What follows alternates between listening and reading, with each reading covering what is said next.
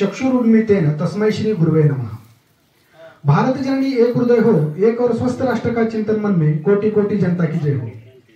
आदरणीय सर्व उपस्थित माझे सर्व समाज बांधव, भगिनी, माता भगिनी, आणि आत्ताच मी म्हणेन की जे नवीन आलेले आहेत त्यांनी बाळासाहेब घोगरे सर यांनी इतकं सुंदर मार्गदर्शन केलं की त्यांचा खरंच छान अभ्यास संत साहित्याबद्दल आहे आणि विशेषतः सेना महाराजांबद्दल देखील। आणि जर तुम्ही अगोदर आले असते तर तुम्ही माझं ऐकलं पण नसतं असंही मी म्हणेन, कारण सगळ्या गोष्टी त्यांनी त्यामध्ये इन्क्लूड केलेल्या आहेत। खूप सुंदर त्यांनी मार्गदर्शन केलं। उलट मी जे काही दोन शब्द बोलायला आलो होतो त्यांच्या अभंग दोन चार घेऊन त्यामध्ये उलट मी नोट्स काढत बसलो त्यामध्ये। अशा पद्धतीने छान त्यांनी मार्गदर्शन केलं। तर आज आपण इथे सर्वजण संत सेना महाराज यांच्या पुण्यतिथीनिमित्त इथे जमलेलो आहोत आणि आत्ताच आपण सर्वांनी पूजन करून फुलं पुष्पवृष्टी सुद्धा आपण इथे केलेली आहे। तर सगळ्यात महत्त्वाचं मी सांगण्याचा प्रयत्न करतो की खरोखर एक नाभिक समाजामध्ये आत्ताच बाळासाहेब घोगरे सरांनी सांगितलं की दोन समाजातील विशेषतः प्रवर्गांना, जातींना म्हणून की ते जे काही गुणधर्म असलेले विशेष एक प्रकारची गट आहे त्यांना जसं म्हणतो की वाटी आणि ह्या गोष्टी देण्यात आल्या। तर त्यामध्ये एकाने वेद अध्ययन करून त्याचा उपयोग करण्याचा प्रयत्न केला, दुसऱ्याने त्याचा उपयोग स्वतः न भीक मागता कष्ट करून स्वतःच्या सामर्थ्यावर जगण्याचा त्यांनी विचार केला। अशा पद्धतीचे आणि विशेषतः इंग्रज ज्यावेळेस भारत देश सोडून गेले त्यावेळेस जाताना त्यांनी सांगितलं की ह्या देशावर दोनच जाती राज्य करतील, तर ते म्हणजे एक तर म्हणजे ब्राह्मण समाज आणि दुसरा म्हणजे नाभिक समाज। एवढ्या पद्धतीने हे जर विचार केला तर नाभिक समाज जो आहे तो वेगवेगळ्या क्षेत्रामध्ये कार्यरत होता। त्याची महती हे पौराणिक काळापासून ते मध्ययुगीन पासून ते सध्या परिस्थितीमध्ये देखील ते खूप अगदी दैदिप्यमान सूर्याप्रमाणे ती सर्व जणांना एक दिशा देण्याचा त्यांनी प्रयत्न केलेला आहे। तर त्यामध्ये लक्षात घ्या की नाभिक ह्या समाजाचा आपल्याला माहिती आहे की जसं सृष्टी निर्मितीमध्ये सुद्धा ह्याचा आपल्या समाजाचा उपयोग झालेला आहे। जेव्हा ब्रह्मदेवाने जेव्हा ब्राह्मणांची निर्मिती केली आणि त्यांनी या प्राणी त्यांना निर्माण करायचा होता, तेव्हा सृष्टी निर्मितीसाठी जे काही ब्राह्मणांची त्यांनी उत्पत्ती केली, पण ब्राह्मणाला ब्राह्मणत्व देण्याचं काम हे कोणीतरी केलं पाहिजे। त्याचं मुंजी केल्याशिवाय, त्याला जटा केल्याशिवाय किंवा जे आपण म्हणतो की जाणव त्याला आल्याशिवाय, त्याच्यावर संस्कार परिणाम केल्याशिवाय त्याला ब्राह्मणत्व येत नाही। तर त्यासाठी जेव्हा महादेवाच्या गळ्यामध्ये जो काही नाग होता त्याला त्यांनी सांगितलं की तू माझ्या नाभीतून जन्म घे आणि ब्राह्मणाला ब्राह्मणत्व आणून दे, अशा प्रकारचं मौजी बंधन कर, म्हणजे त्याला ह्या सृष्टी निर्मितीसाठी त्याला एक प्रकारचे अधिकार प्राप्त होईल। मग तेव्हा त्या नागाने विचार केला की मला तर भगवंता तुमच्या पायाजवळ चरणाजवळ प्रत्येकांना स्थान अपेक्षित असतं, मला तर तुमच्या गळ्यामध्ये मिळालेलं आहे, मी तुम्हाला सोडून कसं जाऊ, ह्याचा मला काय फायदा होईल।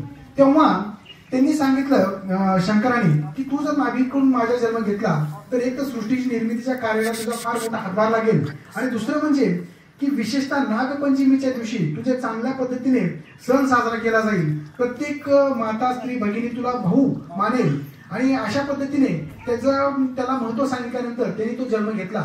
म्हणून नागपंचमी दिवशी सर्व नागरिक बांधव देखील आपापले कार्य हे दुकान बंद ठेवून विशेषतः पूजा करतात। तर अशा पद्धतीने सृष्टी निर्मितीमध्ये सुद्धा तर बहुमूल्य मतदार आहेच, पण त्याच्याबरोबर जर आपण विचार पाहिला की पूर्वीच्या काळामध्ये चंद्रगुप्त मौर्य ज्यांनी अखंड भारताची निर्मिती केली, सम्राट अशोक एक छत्र शासन ज्यांनी राज्य केलं, ऋषी सविता म्हणून ज्या होत्या त्यांनी आगळी निर्मिती केली, हे देखील नाभिक समाजाच्या होत्या।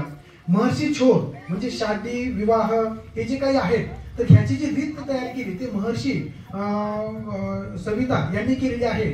आणि अजूनही पाहिलं तर बिहारमध्ये जर गेलं तर लग्न कार्य हे बाकीचे जे कार्य ते नाभिक समाज तिथे जास्त पद्धतीने करतात, जसे की ब्राह्मण लोक असं म्हणणारे सुद्धा आपले शिवाकाशीत। त्यानंतर वीर कोतवाल हे जे ठाणे परिसरामध्ये जे होते स्वतः जे इंग्रजांना नाकीनऊ आणलं त्यांनी आणि ह्या देशाला स्वातंत्र्य मिळवून देण्यासाठी बहुमोल त्यांनी योगदान दिलेलं आहे। कर्पूरी ठाकूर हे बिहारमध्ये इतिहास रचणारे आहेत आणि जे काही रंगमंचाला जन्म देणारे आहेत, ज्यांना आपण म्हणू की जे रंगमंच म्हणजे जे काही नाटक किंवा ह्याला देखील जे काही देणारे भिकारी ठाकूर म्हणून जे आहेत, तर ते हे संपूर्ण नाभिक समाजामधून त्यांनी ह्या समाजाला काही ना काही न्याय देण्याचा प्रयत्न केलेला आहे, समाज घडवण्याचा प्रयत्न केला आहे, राष्ट्र कल्याण, स्वराज्य रक्षण या सगळ्या गोष्टी केलेल्या आहेत। तर अशा प्रकारच्या वीर शूरवीर संतांचं रक्त जर आपल्या याच्यामध्ये वाहत असेल, अशा प्रकारचे मार्गदर्शन देणारे जर आपले पूर्वज होते, तर नक्कीच आपल्याला ह्या गोष्टी लक्षात आल्या पाहिजेत की आपण प्रत्येक गोष्ट ह्या समाजामध्ये करू शकतो, प्रत्येक क्षेत्रामध्ये आपण उंचीवर जाऊ शकतो. त्यामुळे आज विशेषतः जे संत सेना महाराजांचे आपण पुण्यतिथी निमित्त इथे जमलेलो आहोत. जसं पूर्ण त्यांचा इतिहास घोगरे सरांनी सांगितलाय की बांधवगड येथे त्यांनी संजीवन समाधी या तिथीला त्यांनी घेतलेला आहे. आणि ज्या पद्धतीने ते जसे वीर सिंह महाराज यांचे ते जसे म्हणून की राजनाभिक ते होते, त्यांचे मशागत करण्यापासून ते सगळ्या गोष्टी ते करत होते. पण जेव्हा त्यांना जे काही संतांचे त्यांच्यावर अनुग्रह झाला, प्रबोध झाला, त्यातून त्यांना ह्या भक्ती मार्गाकडे ओढ निर्माण झाली.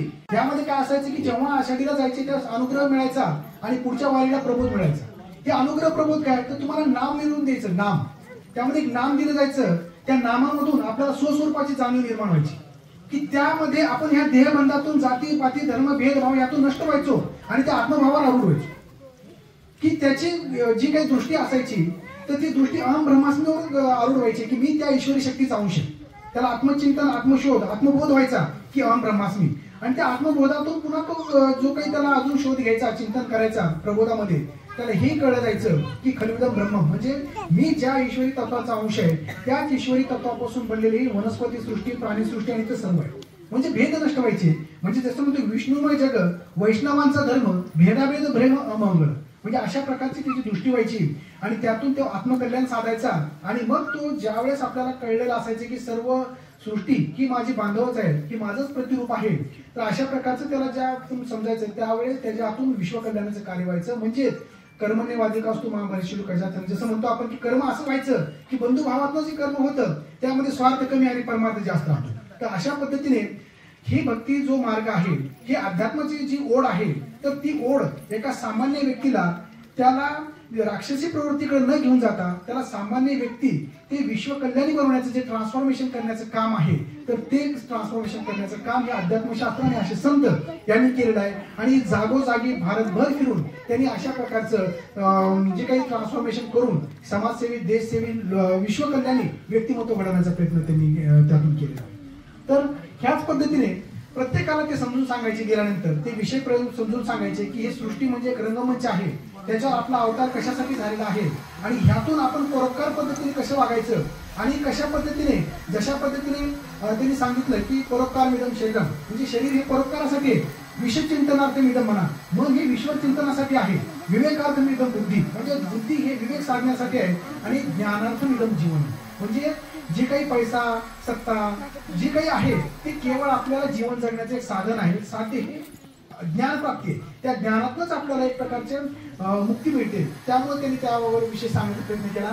त्यांनी हे पण सांगितलं की ज्यावेळेस भक्तियोग त्यांनी साध्य केला त्या सुरुवातीला जो आहे तो ज्ञानयोग, राजयोग, त्यानंतर भक्तियोग, आणि या भक्तिभाव ज्यावेळेस चळवळ येतो त्यावेळेस त्यातून साध्य होतं ते कर्मयोग.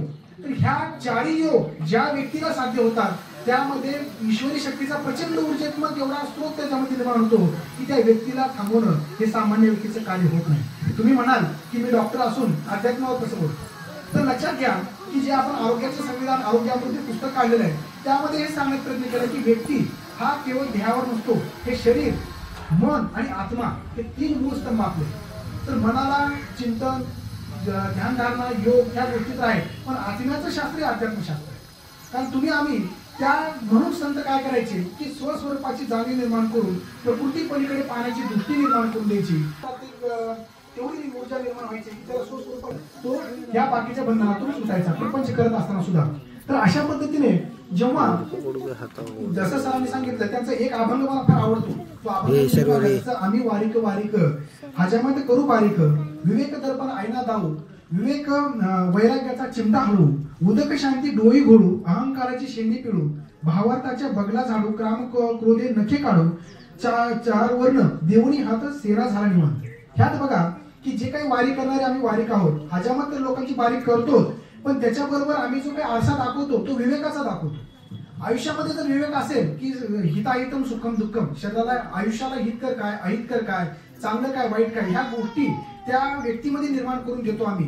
आणि वैराग्याचा चिमटा लावू, वैराग्य म्हणजे जे काय म्हणतो ना की विवेकामध्ये जर विचार केला तर मी तो अमर, शाश्वत, दैदिप्यमान, सर्वशक्तिमान असा आत्मतत्व आहे.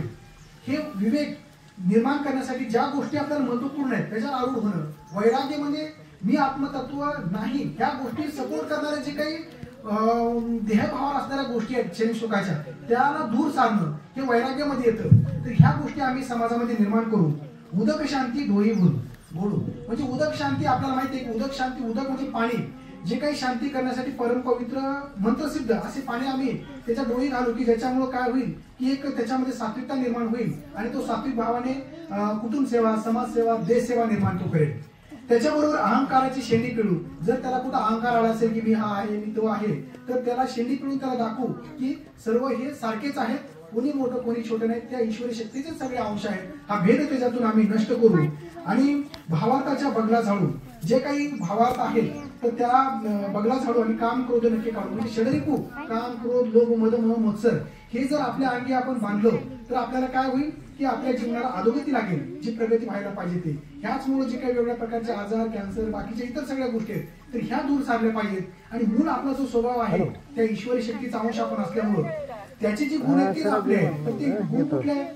ज्ञान, पवित्रता, शांती, प्रेम, सुख, आनंद आणि शक्ती. त्या गुणांचे आपण भांडार आहोत. ही गोष्टी त्यांना आपण समजून सांगू. आणि त्यानंतर 4 वर्ण देवणी हात. आता 4 वर्ण कुठले होते? एक तर वेगवेगळ्या प्रकारचे ब्राह्मण, वैश्य,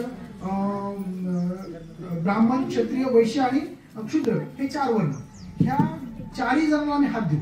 त्यांनी सांगण्याचा प्रयत्न केला की वर्ण प्रत्येक व्यक्तींमध्ये एखाद्या जर आता विचार केला तर एखाद्या वडिलांना जर समजा 4 मुलं असतील, एक जर आता सध्या शिक्षक म्हणतात जसं आपण घोगरे सर आहेत ते शिकवतात, तर ते ब्राह्मण झाले जे काही ज्ञानदानाचे काम करतात ह्या वर्णाप्रमाणे, नुसत्या जन्माने नाही, एखादा गुणाने जर विचार केला तर. त्यानंतर एखादा व्यक्ती व्यापार करत असेल